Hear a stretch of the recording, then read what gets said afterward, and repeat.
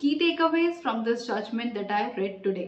इस particular judgement में Allahabad high court ने ये ऑब्जर्वेशन दी है कि कोई भी माइक्रो स्मॉल मीडियम एंटरप्राइज अगर वो XYZ सर्विसेज के लिए रजिस्टर्ड है और उसका जो डिस्प्यूट है वो फॉर एग्जांपल किसी ABC सर्विसेज से रिलेटेड है, देन इन दैट केस जो micro small enterprise facilitation council है वो उस एंटरप्राइज का जो क्लेम है उसे एंटरटेन नहीं कर सकती है। इन अदर वर्ड्स, जो फैसिलिटेशन काउंसिल है उसके पास जुरिस्डिक्शन नहीं है ऐसे डिस्प्यूट्स को लेकर जो अनरजिस्टर्ड सर्विसेज के रिगार्डिंग हैं अंडर द MSME एक्ट। तो इसको एक एग्जाम्पल के थ्रू समझते हैं जो इस पर्टिकुलर केस के फैक्ट्स ही है।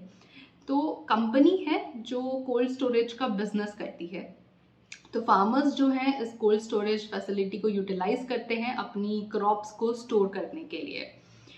ऐसे ही दो फार्मर्स जो हैं वो इस कोल्ड स्टोरेज की फैसिलिटी को यूटिलाइज करते हैं, लेकिन उन्हें एक फाइनेंशियल असिस्टेंस की भी ज़रूरत थी, जिसकी वजह से उन्होंने इस कंपनी को अप्रोच किया और कंपनी ने लोन के फॉर्म में उन्हें फाइनेंशियल असिस्टेंस दे दिया।